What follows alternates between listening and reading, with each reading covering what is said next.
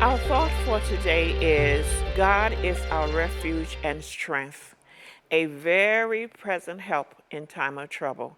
And that is taken from Psalm 46:1. And I'm paraphrasing a little bit of the from the New International Version, considered as the NIV version. Now, what I want to do at this point is share a little bit about how God calls us, or what he does, how he kind of prepares the land, the people, the regions for the next move of his spirit. And in the process of that, it can take years for some results to take place. I'm really thinking in terms right now of Miriam, the sister of Moses, and how that God called her. And we don't see the specific call there, but we see her beginning to function prophetically very early in her life, according to the some of the ancient Hebrew teachers, the Jewish teachers. Miriam began to move forth in prophecy when she was very, very young. And many people observed her and were trying to figure out what was different about her. But she would speak forth that a deliverer was coming. She would speak forth that a savior was coming. Well, around the same time, when she's like about 7, 8 years old, could have been a little bit younger, but I wouldn't think maybe much more than 5. Her mother gave birth to Moses. Jochebed was her mother. And when Moses was born, she recognized that he was a different kind of a child. He was considered, according to the King James Version, that he was a goodly child. And she hid him. Well, where Miriam comes in is that after he had been hidden for 3 months, the mother prepared a place for him to be put into the Nile River.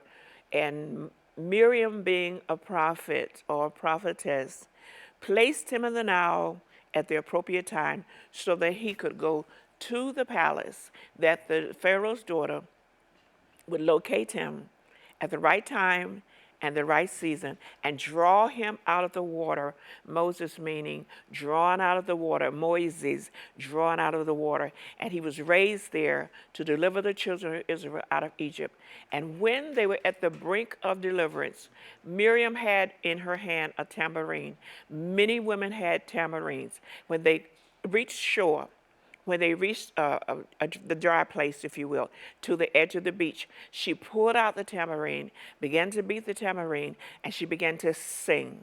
And she sang the song that Moses introduced to the entire congregation, that the Lord had triumphed gloriously.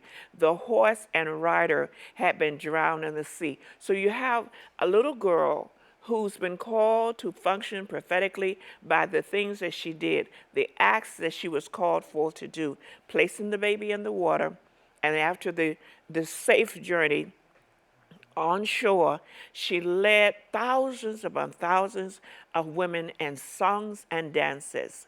So she is and considered as a prophet who sings and who dances, and that is considered as a specific style of delivery. Even with our guest, co-pastor Nina Cooper, we talked about how the weather speaks. The prophetic comes forth even in the weather. So not only with the weather, but we can sing a prophetic song.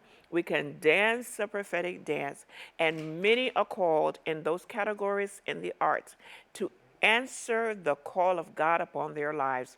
And I'm excited today that we're able to bring to you, wherever you're watching Women with a Call show, that you can know what God is doing. So if you want to get in touch with us, please Facebook us, send us, communicate by Twitter. And we have a website, telephone number. You can find it on the screen. We're looking forward to hearing from you. It's just awesome to be a part of this experience of what God is doing with a company of women in today, in this year 2014. So I just want you to remember today again that the Lord is your refuge. He is a very present help in time of trouble. Do write us or call us, and let us know what the program of the show has done for you. And we look forward to seeing you again in the near future with Women with a Call show.